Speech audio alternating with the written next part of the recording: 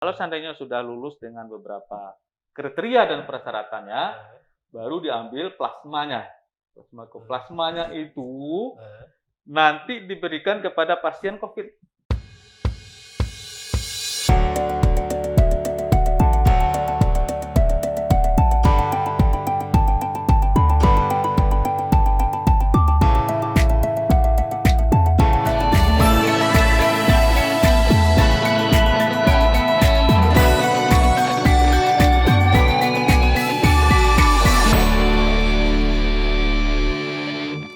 Oke, kerabat, kita lanjutkan perbincangan kita dengan Bang Hidayatul Irwan, Kepala Markas PMI Sumbar. Markas ya? Iya, ya. Kayak tempat penyerbuan aja itu, Oh, bukan. melakukan Kalau serbuan. nah, PMI itu kan yang punya markas itu biasanya polisi sama TNI. Iya.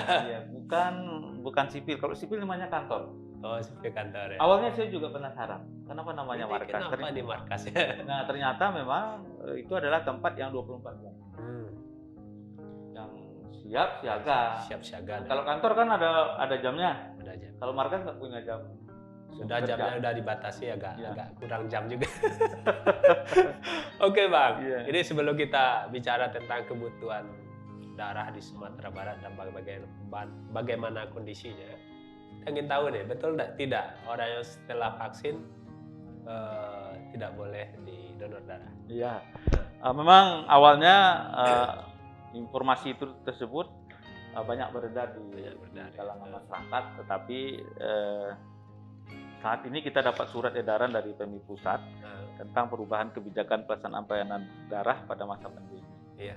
Nah, pertama untuk donor darah biasa, orang yang sudah sembuh dari COVID itu biasanya 1 minggu setelah nyatakan sembuh mereka sudah boleh donor. Kalau seandainya tidak memiliki atau pengobatan lanjutan. Ya, Nah, pokoknya kan ada orang yang habis COVID itu masih batuk, iya. masih pusing, Masih pusing. kemudian masih konsumsi obat, itu tidak dibenarkan. Oke. 1 minggu ya setelah minggu. sehat dan tidak lagi mengkonsumsi obat ya. Obat ya, itu tidak lanjutan. Kemudian untuk kalau sudah selesai dia mengkonsumsi obat, tidak ada lagi proses lanjutannya, ditunggu lagi 2 minggu, setelah itu baru boleh mereka donor darah. Nah, ini untuk donor darah yang biasa yang orang setelah selesai penyintas COVID. Ada lagi yang vaksin katanya ya. Vaksin ya. Nah, vaksin itu di dalam surat pengurus pusat PMI ini Iya. berdasarkan dari edaran dari Kementerian Kesehatan, pertama untuk vaksin pertama itu Bang Andi, mereka itu boleh donor setelah 1 minggu vaksin pertama. Kemudian 2 minggu setelah vaksin kedua. 2 minggu. Berarti vaksin pertama itu boleh ya? Boleh ya? Boleh. Dulu orang bilang kan antara vaksin 1, vaksin 2 nggak boleh. Ya. Jarak antara vaksin 1 vaksin 2 kan cuma 2 minggu kan? Ya, sekarang ada sampai 1 bulan juga sebenarnya. Oh, ada juga 1 bulan. Kalau saya dulu vaksin 1, vaksin 2 itu ya 15 hari. 15 hari ya. Nah, tapi ada setelah itu yang 1 bulan. Tapi kalau di dalam edaran Kementerian Kesehatan, edaran dari PMI Pusat ini bahwa sebenarnya mereka sudah boleh donor baik vaksin 1 atau vaksin kedua. Tapi pada vaksin kedua minimal 2 minggu. Minimal 2 minggu. Ada syaratnya di situ? Oh ya, pertama untuk syarat-syaratnya tadi tidak menderita, namanya kalau di sini istilahnya KIPI ya. Iya. KIPI itu gejala penyerta setelah dia mendapat vaksin. Itu kan kadang-kadang ada yang demam, ada yang ya gejala-gejala ringan, berat itu tidak dianjurkan untuk donor sampai dia benar-benar dinyatakan sehat. Dinyatakan sehat dan tidak merasakan gejala itu lagi lah Ya, ya. ya. Oke Bang, itu syarat yang itu tadi ya, yang Ya, menjadi ya. isu di masyarakat ya. Iya. Karena agak betul juga, saya heran juga Bang, orang vaksin nggak boleh. Oh iya, dulu memang salah satunya waktu vaksin awal itu di April 2021 yang kita sudah setelah nakes itu sulit sekali kita untuk donor darah. orang katanya kalau sudah vaksin belum boleh donor gitu, lama waktunya. Orang-orang yang donor darah sukarela waktu itu memang menunggu waktu untuk mereka donor, tapi ternyata dengan edaran dari PMI pusat, kemudian dasarnya dari peraturan Kemenkes dan peraturan WHO mereka boleh dengan persyaratan tadi ya, tidak kipi gitu, tidak ada gejala-gejala penyerta setelah mereka vaksin. Oke Bang, kita masuk ke kebutuhan darah di Sumatera Barat. Bagaimana kebutuhan darah di Sumatera Barat? Apakah sudah sesuai dengan antara yang tersedia dengan yang dibutuhkan atau bagaimana? Iya. Jangan orang malas untuk donor gitu kan. Bang Andi dan para Budi, Pak. Ya. Bisa di mana ya adalah TV. Ya. Kami perlu jelaskan di sini bahwa kondisi COVID sejak tahun 2020 itu kan tidak lagi seperti normal sebelumnya. Ya. Kampus dibatasi, sekolah malah diliburkan, kemudian kantor-kantor dibatasi, malah ada yang disuruh bekerja dari rumah. Apa yang terjadi? Tidak lagi PMI melakukan kegiatan donor darah sukarela di kantor-kantor, di sekolah, dan di kampus, karena orangnya tidak ada kan. Sementara kebutuhan itu tetap tidak pernah berkurang, tidak pernah berkurang. Ada saja yang memang harus dibutuhkan. Nah, kemudian yang kita upayakan antara lain kerjasama dengan lembaga-lembaga masyarakat, keagamaan, TNI dan Polri. Tapi memang sampai saat ini belum juga mencukupi. Contohnya kalau kita lihat dari stok data darah pada tanggal 30 Agustus 2021, kalau untuk Kota Padang itu aja kebutuhan per harinya itu sampai 150 kantong. 150 kantong ya. Kemudian yang bisa terpenuhi itu 100 kantong, dan itu juga harus minta dari keluarganya. Keluarga saya sakit itu kan, karena memang tidak ada lagi dari donor sukarela yang dari sumber-sumber saya sebutkan tadi. Nah, mau tidak mau keluarga harus berupaya juga mencari ke orang. Kemudian ditambah dengan informasi COVID tadi ya. Jadi waktu itu memang agak terkendala. Ini yang terjadi. Ada 5 kabupaten kota yang punya UDD PMI, Kota Padang, Bukit Tinggi, Kota Solo, Pasaman Barat, dan Kabupaten Tanah Datar. Situasi dan kondisinya hampir sama, dengan hal-hal yang kejadian dengan pemenuhan kebutuhan darah. Berbanding kembali dengan permintaan. Biasanya kalau untuk mencukupi ini selain meminta ke keluarga tadi, apa yang dilakukan? Kita tetap tadi itu menjalin kerjasama dengan Korem, Polda, Lantamal, Lanut gitu kan, termasuk juga lembaga-lembaga keagamaan, Satu Yusuf, Muhammadiyah, segala macam. Kantor-kantor juga kita. Biasanya yang membutuhkan itu di misalnya pasien apa aja, ada nggak kira-kira? Kalau di UDD PMI Kota Padang, kebutuhan banyak itu dikarenakan Rumah Sakit Dr. M. Jamil itu kan pusat ini, rujukan paling akhir di wilayah Sumbar, Jambi kalau nggak salah ini, malah di regional barat. Nah, semua orang masuk di rumah sakit butuh darahnya dimintanya ke UDD PMI. Ditambah lagi dengan rumah sakit swasta di samping RSUD Kota Padang, itu kan banyak juga di Padang. Kalau sepemantauan kami dari provinsi, kebutuhan darah itu ada di kebidanan juga banyak, penyakit dalam gitu dan seterusnya. Termasuk penyakit dalam pastilah ya. Kayak ginjal itu Pak. Trombosit, kadang-kadang orang butuh trombosit gitu kan, kayak orang agak demam berdarah butuh trombosit. Kalau AB-nya rendah, saya kan butuh darah juga. Trombosit namanya ya. Oke Bang, kalau apa yang dikhawatirkan kalau orang ingin donor darah Bang? Saya kan belum pernah juga donor darah. Kalau saya coba coba lihat di lapangan melihat orang gitu, enggan datang untuk donor darah itu. Yang terpikir dari orang donor yang belum donor itu merasa nanti darahnya habis. Kalau darah habis itu kan badannya bisa lemah, tidak bisa beraktivitas, sebenarnya juga tidak. Jadi kalau volume darah itu kan 80 cc kali berat badan. Ya. Yang kita ambil itu maunya 350 cc. Dan itu tidak mempengaruhi. Tidak mempengaruhi ya. Tidak mempengaruhi. Sama aja dengan ilustrasi sederhana aja ya. Itu wanita kan tiap bulan menstruasi loh. Iya, iya, iya.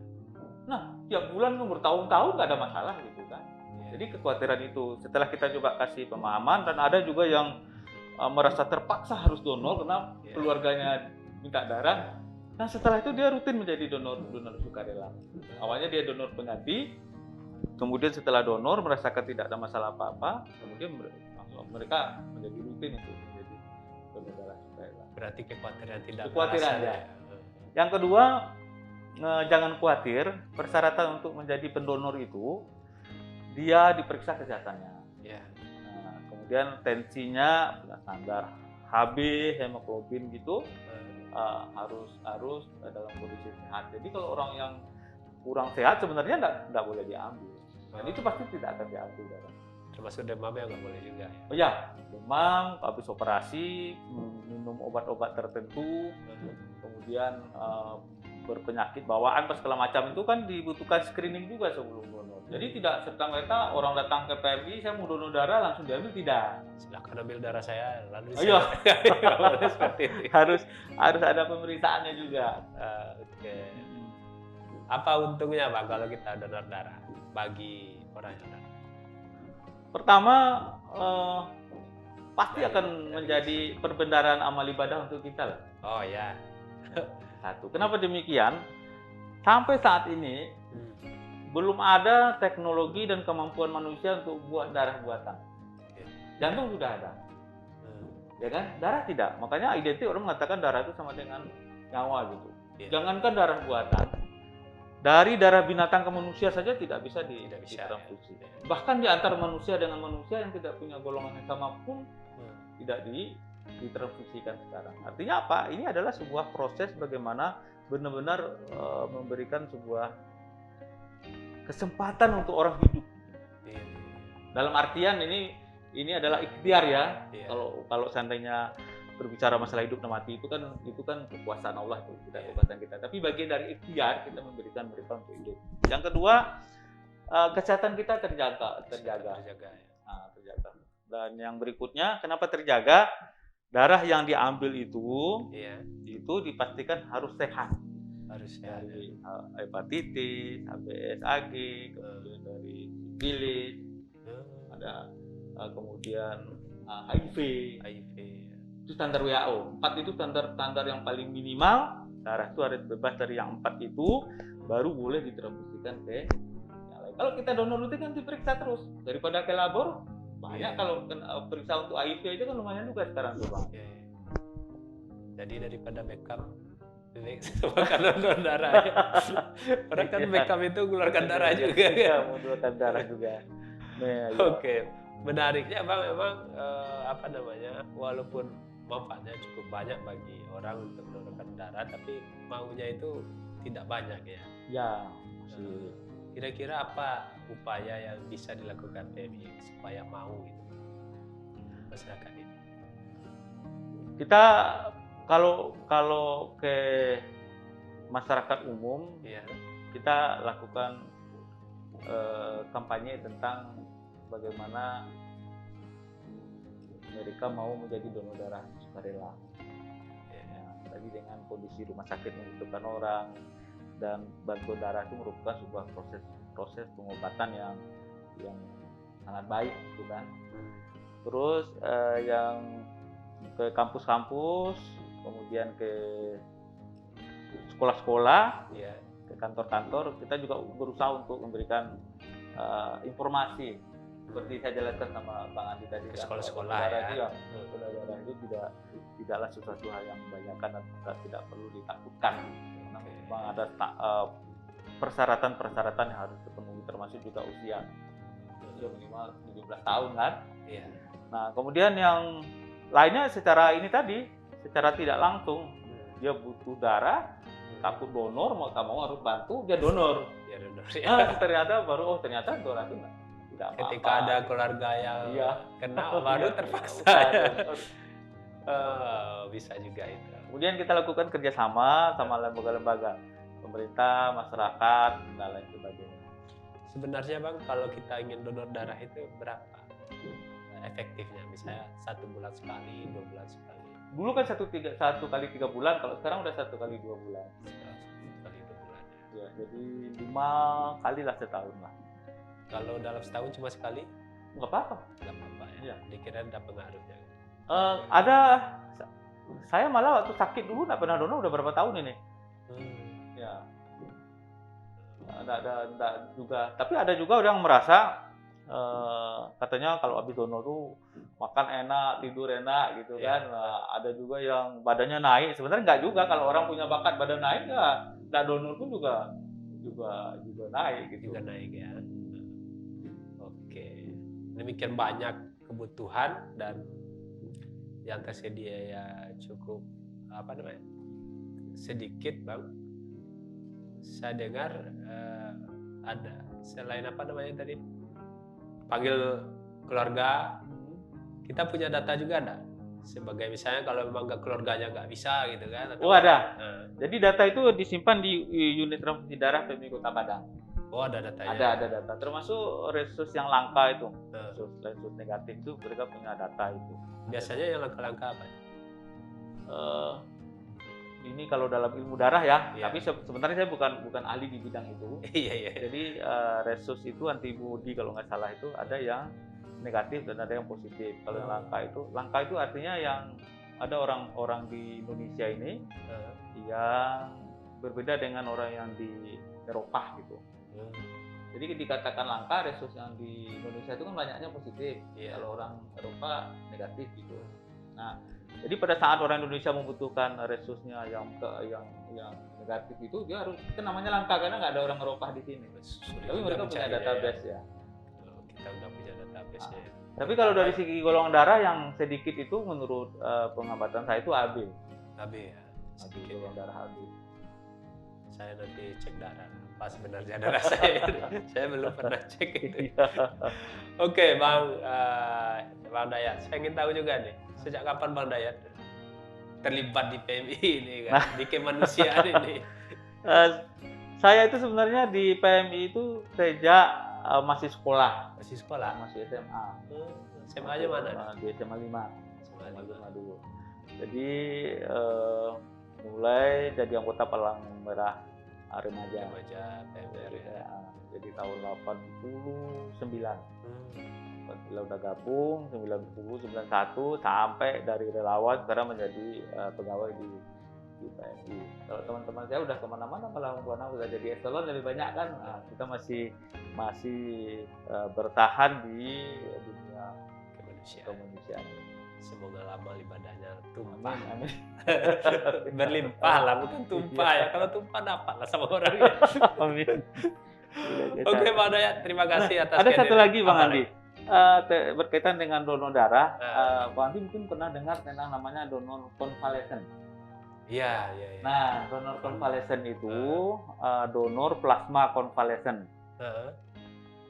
Ini adalah donor darah khusus untuk orang yang sudah sembuh dari COVID. Oh gitu. Sudah sembuh dari COVID, minimal 2 minggu sudah dinyatakan sembuh, tidak mendapat pengobatan lanjutan, kemudian tidak mendapat pengobatan lanjutan, mereka sudah dinyatakan sembuh oleh pemeriksaan PCR atau bahkan dengan antigen sekarang, mereka bisa menjadi calon donor plasma konvalesen. Nah, syarat-syaratnya nanti mereka datang ke PMI Padang. Ini udah penyintas, persyaratannya harus sembuh dari penyintas. Oh gitu. Nah, datang ke Padang nanti akan di-screening, akan diperiksa, wawancara, periksa segala macam. Kalau seandainya sudah lulus dengan beberapa kriteria dan persyaratannya, baru diambil plasmanya. Plasmanya itu nanti diberikan kepada pasien COVID. Untuk sebagai pengobatan bagi pasien COVID. Nah, persyaratan lain, pertama usianya minimal 16 tahun kalau tidak salah.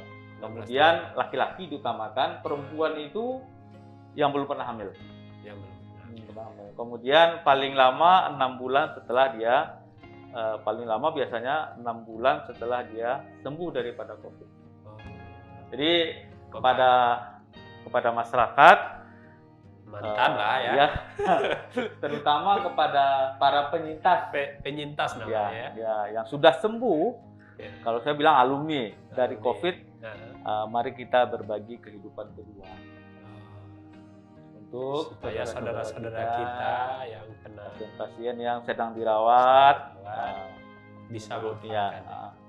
donor plasma konvalesen itu adalah salah satu alternatif untuk pengobatan bagi pasien-pasien yang dirawat di rumah sakit.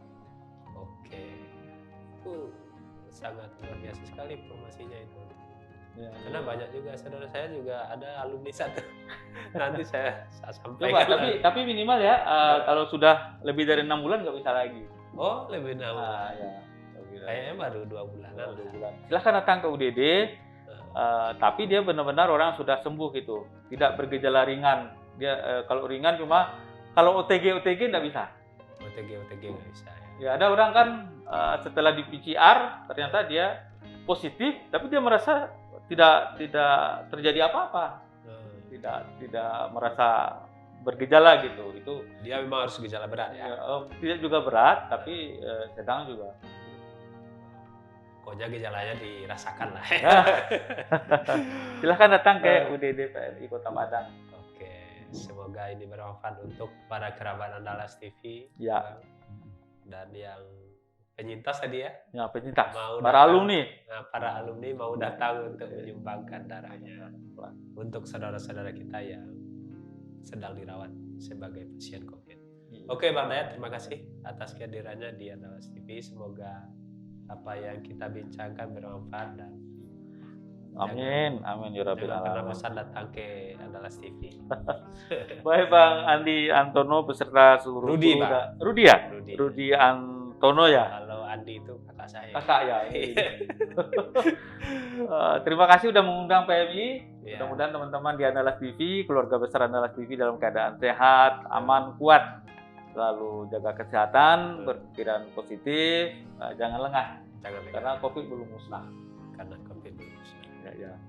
Oke Bang, terima kasih. Oke, kerabat Andalas TV, demikian perbincangan kita dengan Bang Hidayatul Irwan, Kepala Markas PMI Sumatera Barat. Semoga apa yang kita bincangkan bermanfaat dan sampai jumpa.